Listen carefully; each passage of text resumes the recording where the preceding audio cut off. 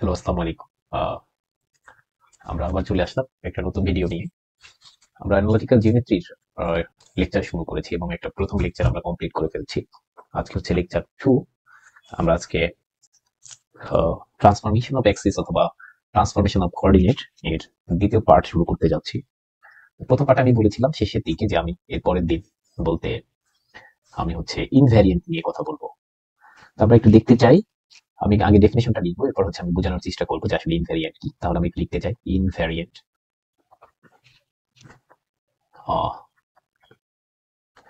তো ইনভ্যারিয়েন্ট ব্যাপারটা হচ্ছে, ধরো আমি একটু তোমাদেরকে সাথে বেসিক বিষয় নিয়ে কথা বলতে চাই। আমরা একটা ব্যাপার পড়েছি বা আমরা গ্রামের ভাষায় বলে থাকি যে শেষরা লোক, এরকম একটা কথা বলে থাকি। ধরো আমি যখন মানুষজনকে নবম দশম শ্রেণীতে পড়াতে যাই অথবা একাদশ দ্বাদশ শ্রেণীর কথা বলি, তখন তাদের সাথে আলোচনা করি। আমি ডিফারেন্সিয়েশন এবং ইন্টিগ্রেশন যখন পড়াতে যাই তখন একটা শব্দ খুব ইউজ করি, সেটা হচ্ছে শেষরা ফাংশন, এলাকার ভাষায় ইউজ করতে গেলে। তো আমি যখন ডিফারেন্সিয়েশন শেখাতে চাই তখন আমি স্টুডেন্টদেরকে একটা বলে যাই যে এরকম পৃথিবীতে এরকম কিছু মানুষ দেখবা যে যাদের উপর যা কিছু চালানো হোক না কেন তারা কোনোদিন পরিবর্তন হয় না। যেমন আমাদের বাংলাদেশে আওয়ামী লীগ এবং বিএনপি, এরা হচ্ছে আসলে স্যাসরা দল, দুইটাই। এদের এদের উপরে তোমরা যে কোনো কিছুই, মানে যত ভালো কিছু প্রয়োগ করো না কেন, এরা কোনোদিন চেঞ্জ হবে না। এদেরকে এই কারণে আমরা স্যাসরা ফাংশন বলবো। যেমন e⁻x, এটাকে আমি সবসময় স্যাসরা ফাংশন বলে থাকি। কেন বলে, আমি যখন এর উপর ডিফারেন্সিয়েশন করতে চাই, দেখো এ কোনোদিন ভালো হয় না, বলছে এরকমই থাকে, e⁻x হয়ে যায়। আবার আমি যখন এই e⁻x কে আমি ইন্টিগ্রেশন করতে চাই, তখন e⁻x এর ইন্টিগ্রেশন ও e⁻x থাকে, অর্থাৎ কোনো চেঞ্জ হয় না। তো এরকম ব্যক্তি যাদের উপর ধরো যে e⁻x, এটার উপর কিন্তু আমি ধরো একটা অপারেশনই বলছি, এখন অপারেশন চালাচ্ছি যে একবার ডিফারেন্সিয়েশন করছি একবার ইন্টিগ্রেশন করছি, কিন্তু এর কোনো ধরনের ভালো হওয়ার মানে চান্স দেখছি না, অর্থাৎ e⁻x রয়ে যাচ্ছে। এরকম একটা ব্যাপারই আসলে হচ্ছে ইনভ্যারিয়েন্ট। ইনভ্যারিয়েন্ট মানে হচ্ছে সে আসলে আমরা অপারেশন চালানোর ফলেও সে আসলে চেঞ্জ হবে না। এই ব্যাপারটাই হচ্ছে আসলে ইনভ্যারিয়েন্ট। তা আমি একটু লিখতে চাই, তো এটা একটু মুছে দিই, এগুলো আমি জাস্ট বোঝানোর জন্য বলছি। আমরা ডেফিনেশনটা লিখে ফেলতে চাই। তো তো আমরা লিখি যে সাম এক্সপ্রেশন রিমেইন unchanged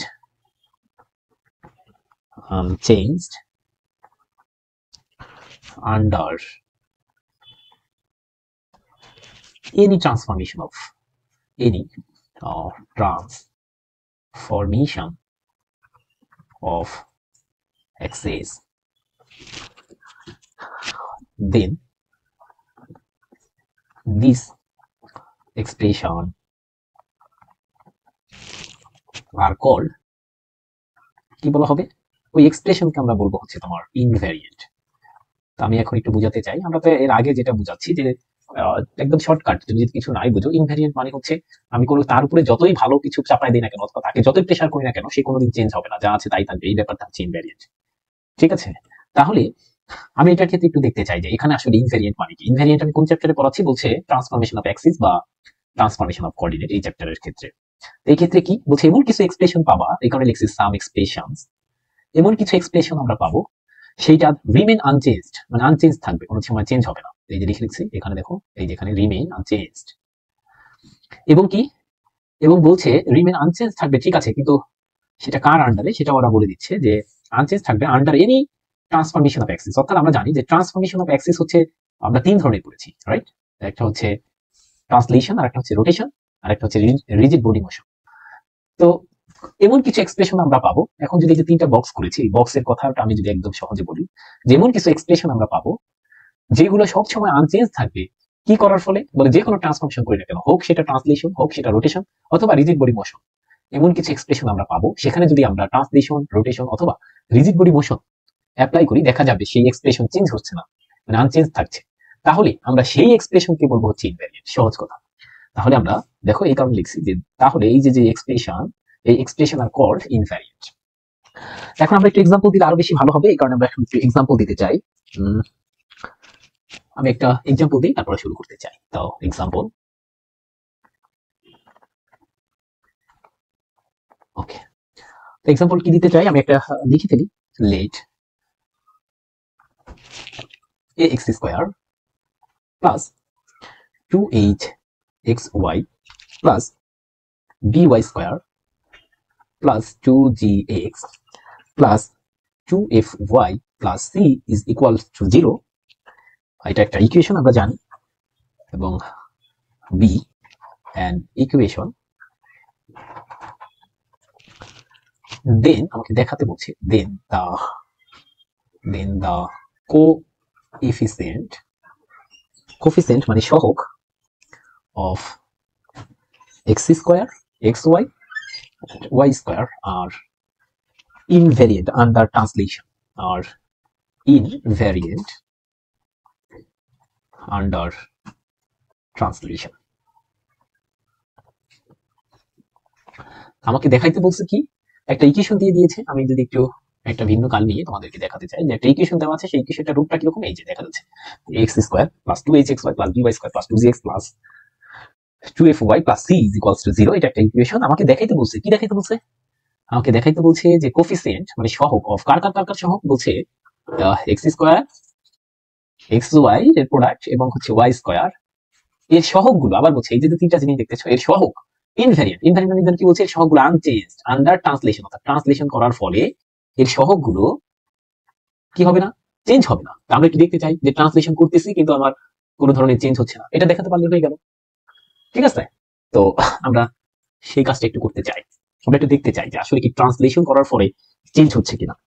তো তোমরা জানো যে আমরা একটু এটা যদি সুন্দর করে আমাদের কথা হচ্ছে যে কোনো কিছু আমরা লিখবো সেটা আমাদের মনের ভাষা দিয়ে, মানে আমার কথা হচ্ছে নোট গাইড বা স্যার কিছু বলছে সেটাই করতে হবে এরকম কোনো কথা নেই। এই লেখাটা, এই যে লেখা, ম্যাথমেটিক্স লেখা, এটা এক ধরনের সাহিত্যের ন্যায়। অর্থাৎ তুমি তোমার প্রেমিকার নিকট চিঠি লিখবা, সেটা কিভাবে লিখবা এটা তো অন্য একজন লিখে দিবে না। এই কারণে এই লেখাগুলো নিজের ভিতর থেকে আসতে হবে, মানে কিভাবে কি করলে কতটা সুন্দর হবে সেটা নিজের মধ্যে। তা আমি নোট বইয়ের মতো লিখছি না, আমি একদম সহজ কথা, যে সেটা হচ্ছে আমরা জানি যে we know that the formula for translation, আমরা জানি ট্রান্সলেশন করার ফলে যে ফর্মুলা সেগুলো আমরা কালকে শিখে আসছি। এই জন্য দেখবা আমরা কালকে কিন্তু কোনো ধরনের ম্যাথ প্র্যাকটিস করিনি, কারণ আমি তো জানি যে আমাকে ইনভ্যারিয়েন্ট করতে গেলে প্র্যাকটিস করতেই হবে।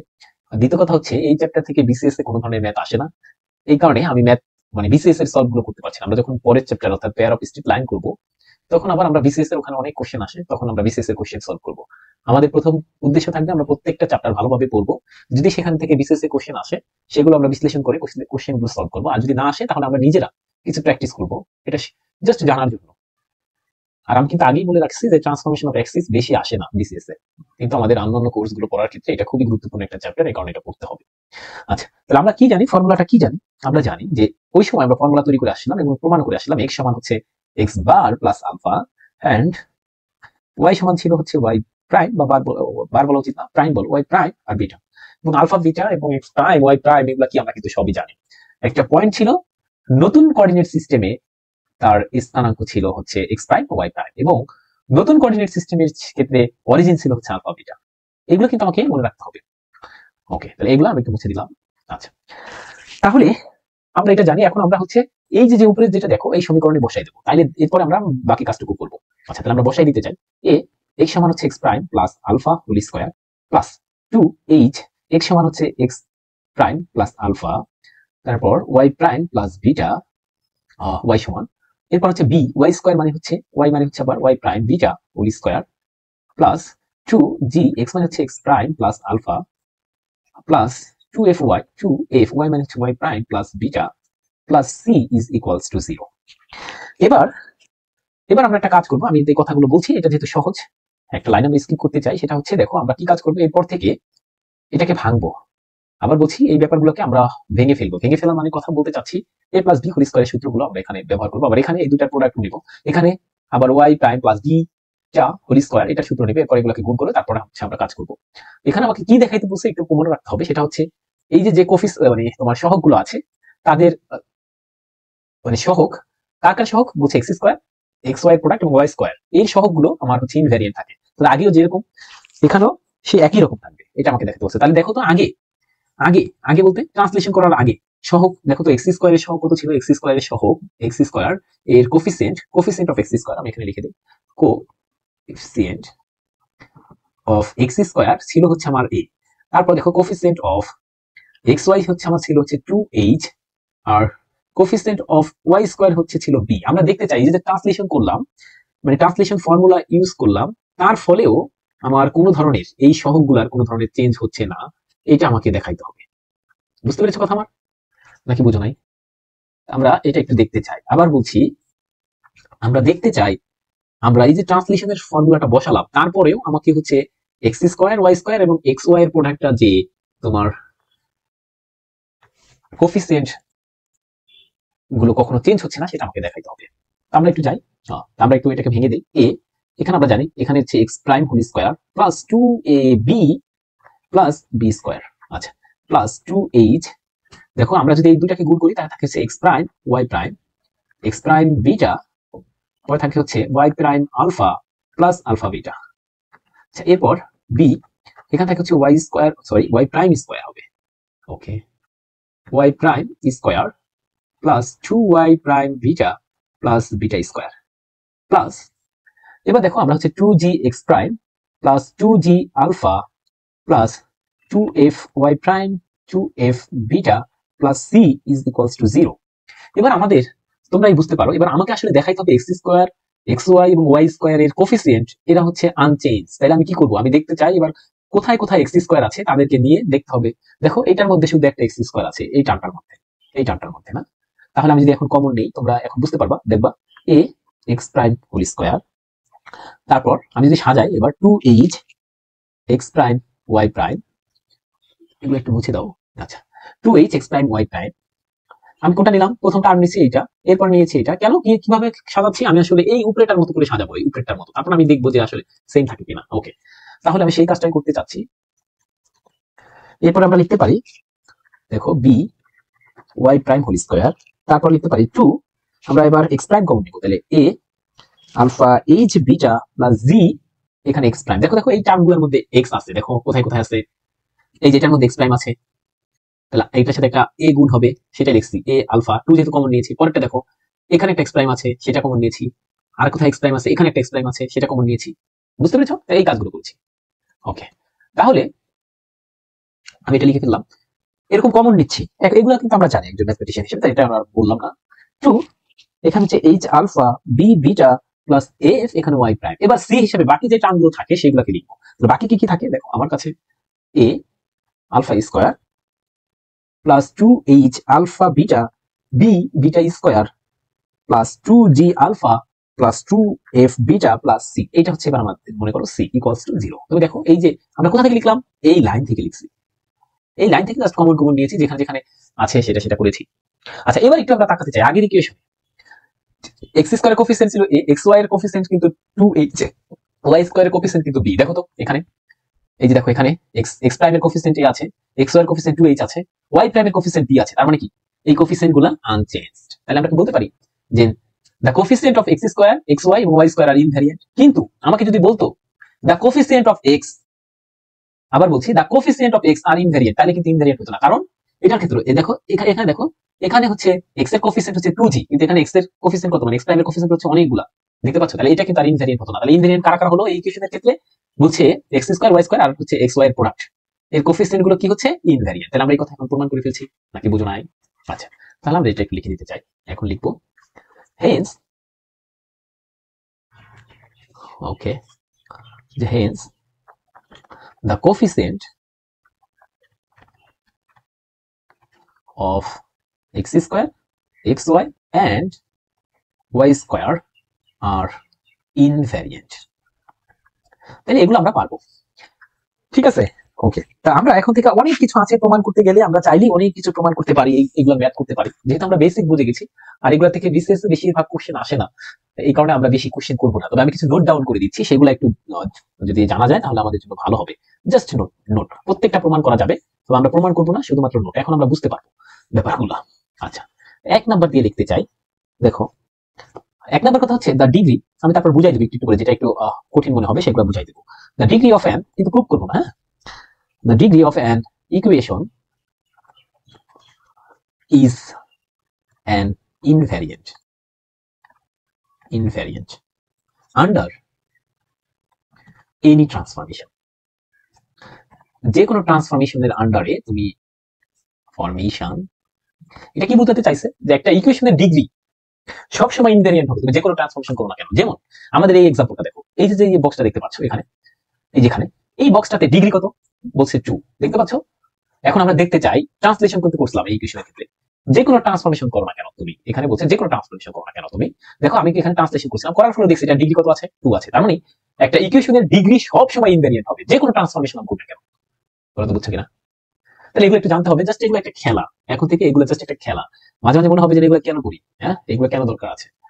এর অ্যান্সার হচ্ছে, ধরো তুমি কারোর সাথে প্রতিযোগিতা লিপ্ত হয়েছো, ইনভেরিয়েন্ট নিয়ে প্রতিযোগিতা লিপ্ত হয়েছে। এখন দেখো 5 এর সিলেবাস কিন্তু এগুলো পারবে না, কিন্তু তুমি আমি কিন্তু ইনভেরিয়েন্ট হাজার হাজার তথ্য দিতে পারবো যে স্যার আসলে ইনভেরিয়েন্ট এরকম এরকম, এই যে বিভিন্ন গল্প বানাতে পারবো। আমাদের বন্ধুরা যাদের যারা ভালো হচ্ছে না, আমরা নিজেরা ভালো হচ্ছি না, তারা সবসময় আমরা বলবো যে আমরা নিজেরা ইনভেরিয়েন্ট রয়ে গেলাম, সেই ফার্স্ট ইয়ারে যা ছিলাম এখনো তা পড়াশোনা বুঝতেছি না, পড়াশোনা ফিল করছি না, শুধুমাত্র মুখস্থ করছি, মানে আমরা হচ্ছে ইনভেরিয়েন্ট। এই কথাগুলো আমরা জানতে পারবো, শিখতে পারবো। ম্যাথমেটিক্স এর হচ্ছে একটা জাস্ট ভাষা, সেই ভাষাগুলো আমরা ইউজ করতে চাই, শুধুমাত্র আমরা নাম্বার পেতে চাই না। ঠিক আছে, আচ্ছা আমরা 2 নাম্বার লিখতে চাই 2, আমরা এগুলো কিন্তু নোট। আচ্ছা এরপর দেখো the distance between 2 points is an invariant under any transformation। এখানে কিন্তু আমরা ট্রান্সফরমেশন দ্বারা আসলে বোঝাচ্ছি ট্রান্সফরমেশন অফ অ্যাক্সিস অথবা কোঅর্ডিনেট। ওকে, আবার কিন্তু যে কোনো ট্রান্সফরমেশন পাইবো না। আচ্ছা তো এখানে আমরা আসলে আবার কি বুঝাতে চাচ্ছি এটা একটু বলতে চাই, ফিল করাতে চাই। আচ্ছা এটা দ্বারা আমি আসলে বুঝাতে চাচ্ছি যে আমরা যখন ট্রান্সফরমেশন করবো তখন দুটি পয়েন্টই চেঞ্জ হবে, তাই না? আমরা ধরো এই যে একটা পয়েন্ট আর এই যে একটা পয়েন্ট, আমরা ট্রান্সফরমেশন করবো। সাপোজ মনে করছি এটা ছিল আমাদের, ধরো এটা ছিল আমাদের ওল্ড, এরপর আমাদের একটা নিউ চলে আসলো, সাপোজ এই যে নিউ কোঅর্ডিনেটস চলে আসলো। তাহলে কিন্তু দেখো এই দুটো পয়েন্টই কিন্তু চেঞ্জ হয়ে যাবে নিউ কোঅর্ডিনেটের সাপেক্ষে। এটা ধরো p1 প্রাইম হয়ে গেল, এটা p2 প্রাইম হয়ে গেল, কিন্তু এই দুটো পয়েন্টে ঠিক আছে তোমার কোঅর্ডিনেট মানে স্থানাঙ্ক সেটা চেঞ্জ হতে পারে, কিন্তু তাদের ডিসটেন্স, তাদের মধ্যবর্তী যে ডিসটেন্স, এটা কিন্তু কোনোদিন চেঞ্জ হবে না, তুমি যে কোনো ট্রান্সফরমেশন করো নাকি, বুঝো নাই? তাহলে আমরা সেই কথাটা বুঝতে, এটা চিরন্তন সত্য কথা যে তুমি একটা মানুষকে ধরো তোমার প্রশাসনিক ভবন বিশ্ববিদ্যালয় এখানে একটা আছে, আর তোমাদের ডিপার্টমেন্ট আছে এখানে, তুমি যেখানেই থেকে মানে তুমি যেখান থেকে গণনা করো না কেন তাদের মধ্যবর্তী যে ডিসটেন্স তারা কিন্তু কোনোদিন মানে তোমার চেঞ্জ হবে না। ধরো আমার একটা হল আছে, ধরো এটা হচ্ছে আমার হল, এটা হচ্ছে ধরো আমার ওল্ড কোঅর্ডিনেট সিস্টেম। আমি যদি এখান থেকে আমি মাপি যে এই দুটো পয়েন্ট কত ডিস্টেন্স আছে, সেটাও দেখবা আজীবন এখানে যদি 10 কিলোমিটার হয়, আমি যদি আরেকটা দূরের হল থেকেও বলি যে আচ্ছা বলো তো যে ওই দুটো পয়েন্টের ডিস্টেন্স কত, সেটাও 10 কিলোমিটারই হবে। তা আসলে আমি এটাই বলতে চাচ্ছি যে ডিস্টেন্স যে কোনো দুটো পয়েন্টের সেটা সবসময় ইনভেরিয়েন্ট হবে, তুমি যে কোনো ট্রান্সফরমেশন করো না কেন। ওকে, তো এগুলো একটু জানতে হবে। তো এগুলোর প্রুফ থাকে মাঝে মাঝে বইগুলোতে, অনেক বইতে। তো আমরা আসলে কোর পয়েন্ট গুলো নিয়ে আসছি শুধুমাত্র এমনিতে জানার জন্য, এগুলো যে একদম পরীক্ষা আসবে তো এরকম না। তবে কখনো কখনো আমরা যখন টিচার নিয়োগ শুনি বা বিভিন্ন বিশ্ববিদ্যালয় নিয়োগ হয় তখন হচ্ছে এই ধরনের কোশ্চেন স্যাররা করতে পারে। তবে আমি এখন জানি না এটা করে কিনা, কারণ করার লোক নাই আর পড়ারও লোক নাই, আমরা নিজেরাও পারি না। এবং আমরা কিন্তু বিশ্ববিদ্যালয়ের দাবিতে অনড়, কিন্তু আমরা নিজেরা কিন্তু ওরকম প্রোডাক্টিভ না। আমরা যারা বিশ্ববিদ্যালয়ে পড়ি আমরা কিন্তু ভালো পারি না, আমরা কিন্তু আমাদের ম্যাথমেটিক্স দেখলে ভয় পাই। এখন আমাদের আমি তো জাহাঙ্গীরনগর থেকে পড়াশোনা করি, তো জাহাঙ্গীরনগরে আমরা এই জাহাঙ্গীরনগর একটা গ্রুপ আছে, সেখানে একটা টিউশন অফার পাইলে দেখা যাচ্ছে বলতে দেরি আসতে 100 মানুষ কমেন্ট করে ফেলে যে ভাই আমার দরকার। কিন্তু আমরা ওই গ্রুপে যদি বলি যে আসুন আমরা রিয়েল অ্যানালাইসিস কে আমার ছেলের জন্য একটা রিয়েল অ্যানালাইসিস এর টিচার লাগবে, একজনও কমেন্ট করবে না, কারণটা অজানা নয়। তো আমরা কিন্তু আসলে এই যে তিতুমির বিশ্ববিদ্যালয়ে বলছে যে আমরা বিশ্ববিদ্যালয় হতে চাই, কিন্তু আমরা নিজেদেরকে প্রোডাক্টিভ হিসাবে বা আমরা নিজেরা আমাদের নিজেদেরকে সমৃদ্ধ করতে পারছি না। শুধু শুধু স্যারদের দোষ দিচ্ছি যে স্যাররা পাচ্ছে না, আমাদের স্যাররা তো আমাদেরকে অনেক কিছু দিয়েছে, আমরা তো স্যারদের থেকে এগুলো পাচ্ছি, শিখছি। তাদের জন্য আমাদের দোয়া করা উচিত এবং আমাদের নিজেদের জ্বালাই করা উচিত। হয়তোবা আমরা সবকিছু পারবো না, সম্ভব না, কিন্তু আমাদের অ্যাটলিস্ট এই মানসিকতা থাকা দরকার যে আমরা কিন্তু ভালো কিছু করব।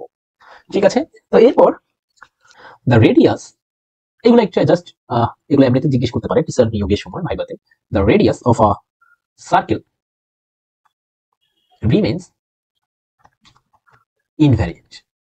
তাই আমি যেহেতু 2 নাম্বার বুঝাই ফেলছি, এগুলো আর বোঝানোর দরকার হবে না, আমরা আশা রাখি এটা ফিল করতে পারবো। Under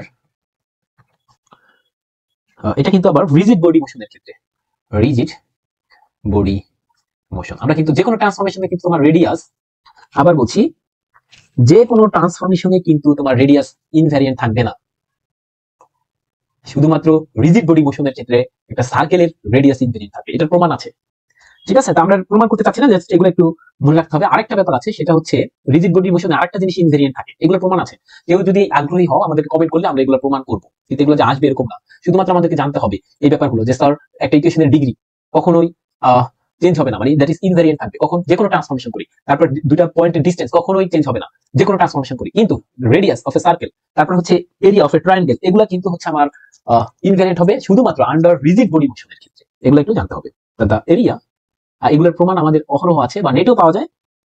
the area of a triangle remains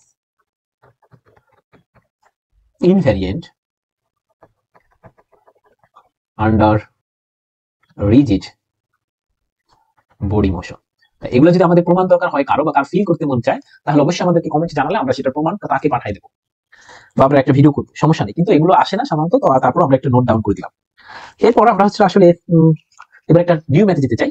এই পর্যন্ত আমরা রাখতে চাই, আমরা কিছু ম্যাথ করতে চাই, একটা গুরুত্বপূর্ণ ম্যাথ করতে চাই, এবং এই ম্যাথটা করলেই আমাদের হচ্ছে আরেকটা ম্যাথ করবো, তারপর আমাদের চ্যাপ্টারটা শেষ হয়ে যাবে। তাহলে আমরা আসলে এটা হচ্ছে খাতা কলমের ম্যাথ, একটা ম্যাথ 01 আমরা করতে চাই, একটু কঠিন অঙ্কটা করতে চাই সবার আগে, তারপর আমরা সহজটা করবো পরবর্তীতে। আচ্ছা, যদি এরকম থাকে, কোশ্চেন 1 বলা আছে, if the origin is shifted to p সমান 7 3 and আমরা পরে কোশ্চেন বুঝাবো, আমরা অবশ্যই আগে লিখবো, তারপরে আমরা হচ্ছে কোশ্চেন বুঝাবো, তারপর আমরা সমাধানের দিকে যাব। axes are rotate করে so that the positive axis না বলে ডিরেকশন বলি, the positive direction of new x-axis coincide with vector pq। তাই এখানে একটা ভেক্টর চিহ্ন দেই, যেহেতু ভেক্টর বলছে, আর বলে দিয়েছে q being the point 10,7। আমাকে তাহলে কি বের করতে বলছে, দেন find the formula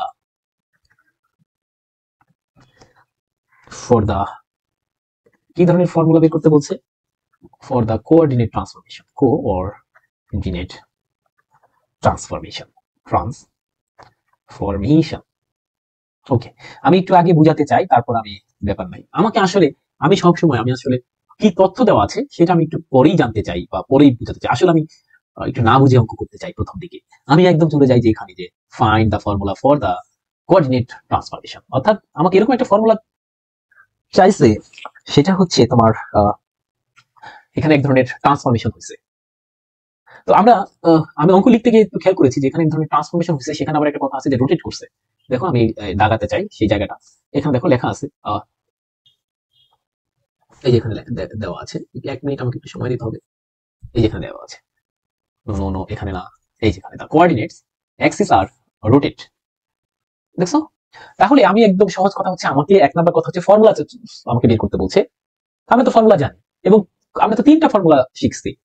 1 নম্বরে শিখছি হচ্ছে আমরা ট্রান্সলেশন, তারপর রোটেশন, তারপর হচ্ছে রিজিড বডি। আমরা এতটুকু শিওর যে আমার ফর্মুলা যে বের করতে বলছে, আমরা এতটুকু শিওর, আমি তাহলে অঙ্ক করছি না, এখন শুরু করছি না, কিন্তু আমি এতটুকু শিওর হয়েছি যে আমাকে আসলে এই ফর্মুলাটা বের করতে বলছে। কোনটা? এই যে এখানে আমি একটু এখানে লিখতে চাই যে এই ফর্মুলাটা আমাকে বের করতে বলছে। কোনটা বলছে? আমাকে বের করতে বলছে x সমান হচ্ছে x প্রাইম, কালকে এগুলো মুখস্থ করার টেকনিক বলছিলাম, x prime cos theta minus y prime sin theta. Okay, এরপর আরেকটা কথা, আমার পড়া কি কোথাও ভুল আছে? আমি কি কোথাও ভুল করেছি? হ্যাঁ, ভুল করেছি। কোথায় ভুল করেছি? আমার এই কারণে আমি আবার বলছি, যারা আমার মতো করতে চাও বা আমাদের মতো এরকম শিখতে চাও, এটা ঠিক না। আমরা মানুষ, ভুল হতে পারে। এখানে আমি একটা জায়গায় দেখছি যে কোঅর্ডিনেট অ্যাক্সিস আর রোটেট করছে, অপরদিকে আরেকটা অংশ কিন্তু আমি পড়িনি। এই কারণে পুরো অঙ্ক প্রথমেই ভালোভাবে বিসিএস ভালো করার একমাত্র, রিটেনে ভালো করার একমাত্র ওয়ে হতে পারে যে পুরো কোশ্চেনটা আমার পড়তে হবে, এবং এখানে হচ্ছে মুখস্থ করার তো কোনো আলাই বালাই নেই। কিন্তু আমরা কিন্তু বিশ্ববিদ্যালয় জীবনে অনেক মুখস্থ করে আমরা পাশ করে আসছি, ঠিক আছে, কিন্তু এখানে কিন্তু এরকম নাই, জাস্ট চেঞ্জ করে দিলেই হবে। যদি আমাদের যারা প্রশ্নকর্তা আছেন তারা যদি সৎ হয়ে থাকেন, তাহলে যদি জাস্ট একটুখানি চেঞ্জ করে দেয় তাহলে কিন্তু আমাদের জীবন শেষ, মানে অঙ্ক হবে না। এই যে প্রথম লাইনের একটা জিনিস লুকায়িত আছে, অরিজিন ইজ শিফট করা হচ্ছে বলছে। অরিজিন দেখো ভালোভাবে পড়ো, আমি এটা একটু উপরে উঠে নিই, দেখো বলা আছে এই লাইনটা, তাহলে পড়ো, তাহলে পরিষ্কার হয়ে যাবে। বলছে যে origin, if the origin is shifted, এবার বলছে এক নম্বর কথায় বলছে অরিজিন যদি শিফট হয়, দুই নম্বর কথা বলছে আবার রোটেট হয়েছে, তাহলে তাহলে আমরা কি বলতে পারি এটা হচ্ছে রিজিড বডি মোশন। আর রিজিড বডি মোশনের ক্ষেত্রে ফর্মুলা কি, এখানে প্লাস আর একটা আলফা হবে, তার মানে আমাদের এই সূত্রই বের করতে বলছে, তাই কিনা? তাই কিনা? কেন কেন আমরা রিজিড বডি মোশন হবে আমি কি বুঝাইতে পেরেছি? কারণ এখানে প্রথমে ট্রান্সলেশন হয়েছে, কারণ অরিজিন শিফট তোমাকে বলে দিবে না যে ট্রান্সলেশন, কারণ তুমি তো ডেফিনেশন আগের দিন পড়ে আসছো যে ট্রান্সলেশন মানে হচ্ছে origin shift, nothing but origin shift, origin shift ছাড়া আর কিছুই না। হ্যাঁ, তারপরে দ্বিতীয় কন্ডিশন হচ্ছে তোমার অ্যাক্সিস পরিবর্তন করা যাবে না, মানে অ্যাক্সিসের ডিরেকশন। তো এখানে বুঝেই যেতে হবে যে অরিজিন শিফট হচ্ছে, তার মানে এখানে ট্রান্সলেশন করছে, এরপর আবার রোটেট হচ্ছে, তার মানে এখানে কি হচ্ছে, তার মানে একমাত্র কি বলতে পারি রিজিড বডি মোশন। তাই সেটাই আমাকে আসলে বের করতে বলছে। তাহলে এখানে আমার এইটা ওয়াই প্রাইম, এবার দেখো এখানে থাকবে কত, এখানে থাকবে অবশ্যই অবশ্যই সাইন থিটা। আমি কিন্তু এর আগের দিন বক্স লিখেছিলাম একটা মুখস্থ করার জন্য। এখানে ওয়াই প্রাইম, সরি এখানে তো একটা এক্স প্রাইম হবে, আমি ভুল করেছি, দুঃখিত। ওকে, এখানে এক্স প্রাইম ওয়াই, এখানে হচ্ছে তোমার কস থিটা প্লাস বিটা। ওকে, তাহলে এটা হচ্ছে আমার ফর্মুলা বের করতে বলছে। এক নাম্বার কথা গেল। এরপর আমরা জানি যে আসলে ফর্মুলা বের করতে গেলে একটা ব্যাপার থাকে, ও এখানে ওয়াই প্রাইম দিয়ে কেন, আচ্ছা ওয়াই প্রাইম দিয়ে কেন, আচ্ছা শোনো, এবার আমরা জানি যে ফর্মুলা বের করতে যাব সেখানে ঠিক আছে আমার এইগুলো থাকবে, কিন্তু আমাকে এইগুলো বের করতে হবে। আমরা যখন ইকুয়েশন বের করতে যাই, একটা স্ট্রেট লাইনের ইকুয়েশন, সবাই মনে থাকার কথা যে স্ট্রেট লাইনের ইকুয়েশন বের করতে গেলে দেখবা আমরা কিন্তু কনস্ট্যান্ট ব্যাপারগুলো সম্পর্কে বের করে থাকি। আবার বলছি আমরা কিন্তু কনস্ট্যান্ট ব্যাপারগুলো বের করে থাকি। তার মানে আমাকে যদি তথ্য দেওয়া থাকে, আবার বলছি যদি তথ্য দেওয়া থাকে আমাকে দেখতে হবে এইটা কি বের করতে হবে কিনা, এই আলফাটা বের করতে হবে কিনা আমাকে দেখতে হবে। তারপরে এই আলফাটা যদি আমার তথ্য দেওয়া থাকে, আলফা বের করতে হবে, বিটা বের করতে হবে। এবার এখানে দেখো সাইন থিটা এটা বের করতে হবে, কস থিটা এগুলো বের করতে হবে, এখানে দেখো কস থিটা এগুলো বের করতে হবে যদি তথ্য দেওয়া থাকে। এবার আসলে আমরা বুঝতে পেরেছি এতটুকু যে আমাকে আসলে এইগুলো বের করতে হবে, এই দুইটা জিনিস বের করতে হবে, এতটুকু আমরা এখন পর্যন্ত শিওর হয়ে গেলাম। ঠিক আছে, এখন আমরা যেতে চাই, দেখি এখান থেকে আরো কি কি বের করতে পারি আমরা। ঠিক আছে, আচ্ছা তাহলে আমরা একটু যেতে চাই। আসলে কিন্তু এগুলো এতক্ষণ পর্যন্ত যা বলছি সবকিছু অঙ্ক করার জন্য বলছি, এখন আমি একবার অঙ্কটা পড়ি নাই এটা মনে রাখতে হবে আমার, আমি এখন প্রুফে যেতে চাই বা সলিউশনে যেতে চাই। সলিউশন, আচ্ছা কি বলছে, তাহলে আমি বুঝতে পারছি অরিজিন শিফট হয়েছে, তার মানে আমাকে প্রথমে চালাকি করে একটা ওল্ড কোঅর্ডিনেট সিস্টেম আর একটা নিউ কোঅর্ডিনেট সিস্টেম এঁকে ফেলতে হবে। আমি এর আগের দিন যেহেতু ওল্ড কে কালো দিয়ে করছি, এবারও কালো দিয়ে করতে চাচ্ছি। এটা এটা গেল।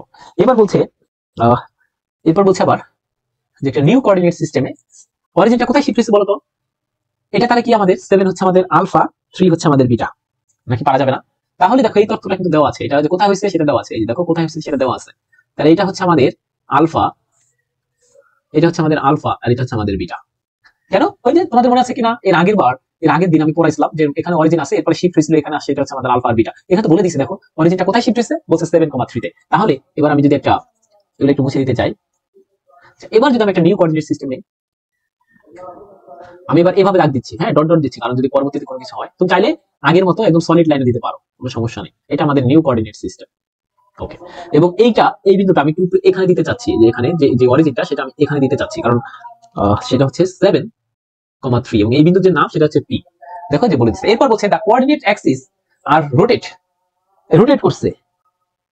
কোঅর্ডিনেট অ্যাক্সিসটা কি করছে, রোটেট করছে। কিভাবে রোটেট করছে বলছে, সো দ্যাট যাহাতে the positive direction of new X Axis, দেখো আবার বলছি এটা হচ্ছে আমাদের নিউ এক্স অ্যাক্সিস মনে করো, আর এটা হচ্ছে আমাদের নিউ ওয়াই অ্যাক্সিস।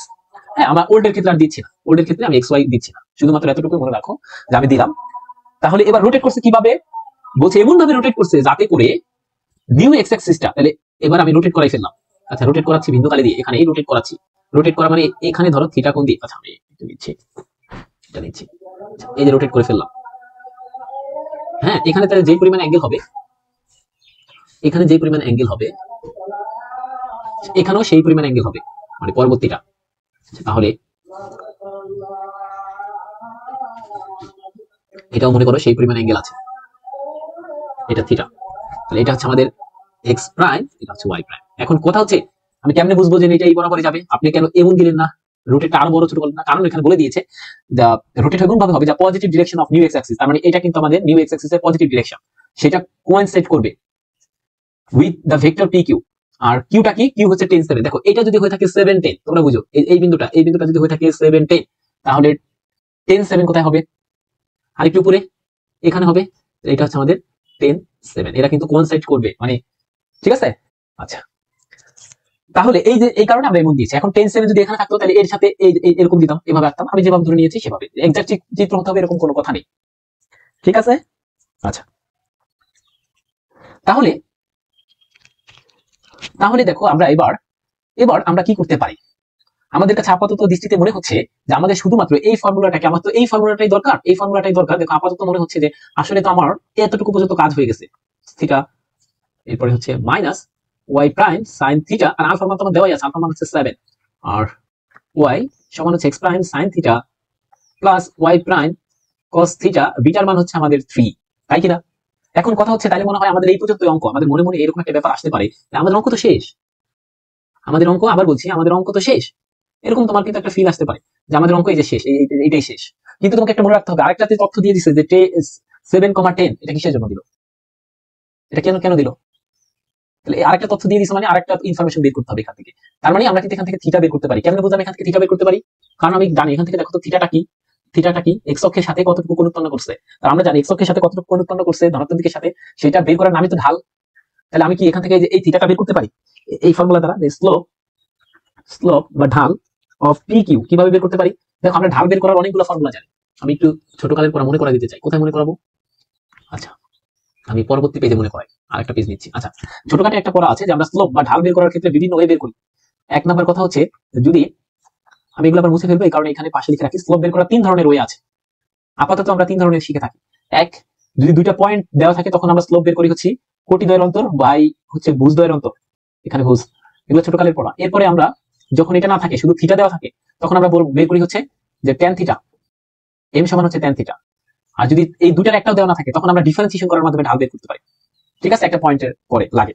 তাহলে 3 ভাবে করা যায়। এখন কথা হচ্ছে 3 ভাবে যে কোনো ভাবে করি না কেন ঢাল কিন্তু সবসময় একই জিনিস আসবে, যেটা দিয়েই করি ঢাল সবসময় একই হবে, ঢাল ভিন্ন হবে না। তার মানে আমাদের বুঝতে হবে যে এখানের ক্ষেত্রে আমাদের কোনটা পদ্ধতির মাধ্যমে আমরা ঢালটা বের করবো, ঢাল বের করবো মানে তো কোণ পাই যাবো, তাহলে এই কোণটা। তাহলে দেখো এখানে যেহেতু দুটো পয়েন্ট দেওয়া আছে আমরা সেই পদ্ধতির মাধ্যমে করতে পারি, তাই না?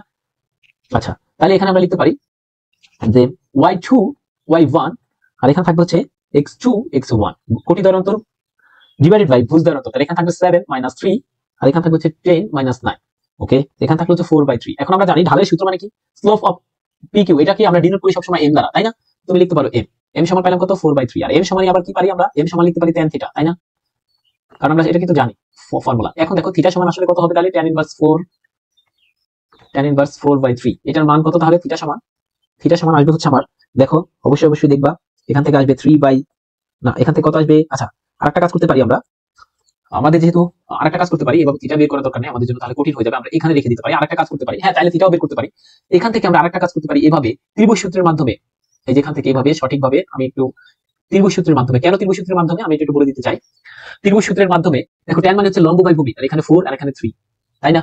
লম্ব বাই ভূমি, তাহলে অতিভুজ সমান কত আসবে আমরা কিন্তু পেয়ে যাবো, এখানে পাবো হচ্ছে 5, তাই কিনা? পিথাগোরাসের সূত্র অ্যাপ্লাই করে। তাহলে এখান থেকে আমরা কি পাইতে পারি যে sin থিটা সমান, কেন sin থিটা বের করছি, কারণ এখানে দেখো sin থিটা আর cos থিটা আছে, যে আমাদের আননোন ইকুয়েশন, সেখানে sin থিটা cos থিটার মানগুলো বসাইতে হবে, ঠিক আছে? তাহলে sin থিটা সমান কি আছে দেখো, আমরা কি লিখতে পারি, sin থিটা মানে লম্ব বাই অতিভুজ, তাহলে 4/5। এরপর দেখো cos থিটা সমান কত আসবে, তাহলে cos থিটা সমান সমান হচ্ছে ভূমি বাই অতিভুজ, তাহলে 3/5, তাই না? এখন তুমি এই ইকুয়েশন গুলোতে বসাই দিবা, তাহলে কত আসবে দিন শেষে? আমি কি অঙ্ক ফিল করাতে পারছি কেন আমরা এরকম করতে যাচ্ছি? আচ্ছা, তাহলে x প্রাইম এর থাকবে, আর cos থিটা মানে হচ্ছে আসলে 3/5 মাইনাস y প্রাইম মানে কত, y প্রাইম নাই, এটা y প্রাইমের জায়গায় থাকবে।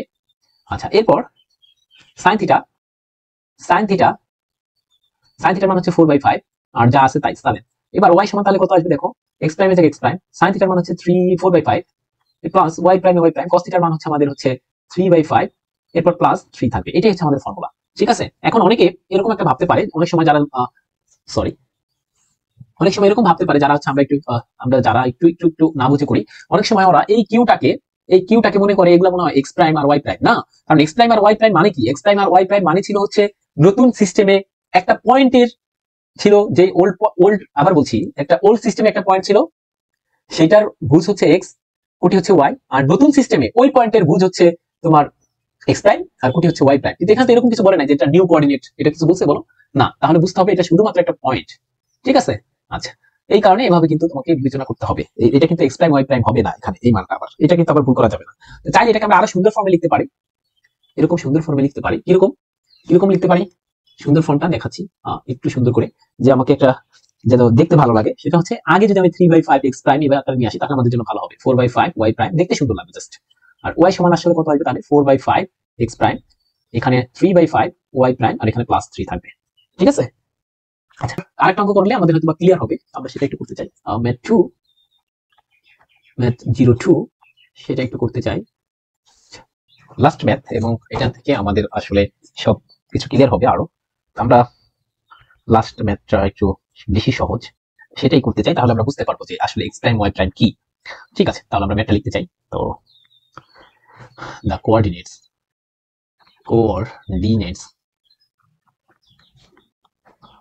of new origin are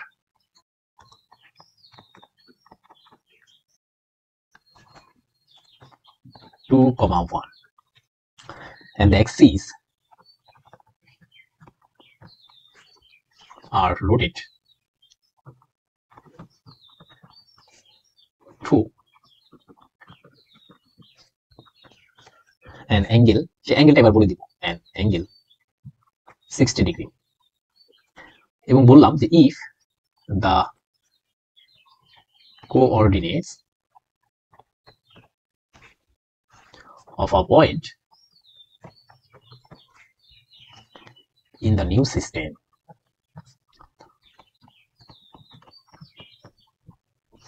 are, সেটা বলে দিচ্ছি, 3 minus 4 root 3 2, এখানে minus 4 3 root 3, এখানে হচ্ছে 2, then find the coordinates of it in the old system. আচ্ছা আমরা এবার অঙ্কটা পূর্ণ করতে চাই। বলছে if the coordinates of new origin are, তাহলে বুঝতে পারছো নিউ অরিজিনের কোঅর্ডিনেটসটা কত সেটা আমাদেরকে বলে দিয়েছে।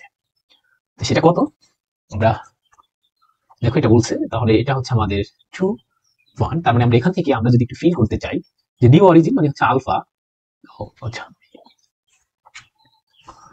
আলফা হচ্ছে আমাদের হচ্ছে 2 এন্ড বিটা হচ্ছে আমাদের 1।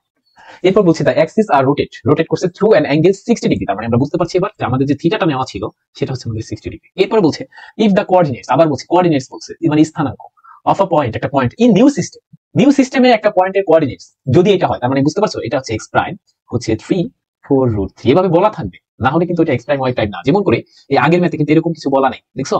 তাহলে এই যে 10,7 এটা কি, এটা কিন্তু আর এক্স প্রাইম ওয়াই প্রাইম না, বুঝতে পারছো? এভাবে যদি বলা থাকে তাহলে হচ্ছে আমরা এভাবে করব। তাহলে ওয়াই প্রাইমটা কি, ওয়াই প্রাইম সেটা হচ্ছে আমাদের 4 3 root 3 2। এবার আমাকে কি বের করতে বলছে, বলছে find the coordinates of it in the world, মানে সরি ওল্ড সিস্টেমে কোঅর্ডিনেট বের করতে বলছে, তার মানে x, y সেটা কত সেটা বের করতে বলছে। তাহলে আমরা তো ফর্মুলা জানি, সরাসরি লিখে দেব। প্রথমে হচ্ছে, ঠিক আছে, এই কথা কিন্তু বুঝতে হবে যে প্রথমে কি। তাহলে এখানে কিন্তু একসাথে দেখো নিউ অরিজিন যেহেতু বলছে আবার রোটেট করছে, তার মানে এখানে কি রিজিড বডি মোশন হয়েছে, তার মানে একমাত্র ওই ফর্মুলাটা হবে। তাহলে আমরা একদম লিখে ফেলবো যে আমরা জানি এখানে দুইটা ধরনের ব্যাপারই হয়েছে, এগুলো একটু লিখবা। তারপরে আমরা ফর্মুলাটা লিখবো যে এখানে দুটো ব্যাপারই হয়েছে, তারপরে ফর্মুলাটা লিখবো। ফর্মুলাটা যেন কি ছিল বলে, ফর্মুলাটা ছিল x prime cos theta minus y prime sin theta plus alpha. এরপর y সমান ছিল হচ্ছে কত বলে, x prime sin theta plus y prime cos theta plus হচ্ছে বিটা। এবার এগুলোতে বসে দিলে হয়ে যাবে, আমরা বুঝতেই পারছি বসে দিলে হয়ে যাবে। কিভাবে দেখি, x সমান x প্রাইম মানে হচ্ছে 3 4 root 3 over 2 cos থিটা, থিটার মান হচ্ছে 60 ডিগ্রি, তাহলে এখানে দেখো cos 60 বসাও, cos 60 প্লাস এখানে থাকবে হচ্ছে 4 3 root 3 মাইনাস মাইনাসে প্লাস হয়ে গেছে আসলে, আর এখানে sin 60 ডিগ্রি। এটা যদি আমরা ক্যালকুলেশন করে থাকি, প্লাস প্লাস একটা 2 আছে, আলফার মান 2, এখানে দেখবো আমরা যে এটার মান পাচ্ছি হচ্ছে 5, এবং y এখানে 3 4 root 3 by 2 x প্রাইম আর sin theta sin 60 degree, y প্রাইমের মান কত বলছে, y প্রাইমের মান হচ্ছে মাইনাস, এখানে মাইনাস আসবে অবশ্যই, মাইনাস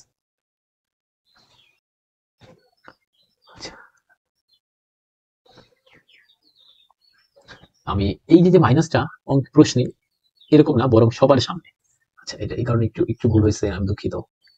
প্রশ্ন দেখতে পাইলাম এই মাত্র যে আসলে এটা সবার সামনে, তার মানে এখানে থাকবে হচ্ছে 4, সবার সামনে একটা মাইনাস, সবার সামনে, নট 4 এর সামনে, সবার সামনে। তার মানে এটা একটা ব্র্যাকেট দিয়ে দাও, আমাদের জন্য উত্তম হবে, যেহেতু সবার সামনে এইভাবে লেখাটা উচিত, তাহলে আমাদের ভুল হতো না। জাস্ট এরকম একটু আর একটা দিয়ে দিই ব্র্যাকেট, ওকে। এবার cos 60° প্লাস বিটা মানে হচ্ছে কত 1, এরকম করে হিসাব করে দেখলে আমরা দেখবো যে এটার মান পাচ্ছি -3। তার মানে আমরা লিখতে পারি অতএব the coordinates are 5, -3 in the old system। Old সিস্টেমে আমরা পেয়ে গেলাম। ওকে, এই পর্যন্ত হচ্ছে আমাদের এই চ্যাপ্টারটা শেষ করতে চাই। আরো অনেক কিছু আছে এই চ্যাপ্টারে, ম্যাথ করতে পারতাম, কিন্তু আবার বলছি আমরা শুধুমাত্র মেকানিক্সকে সামনে রেখে এই চ্যাপ্টারটা করেছি।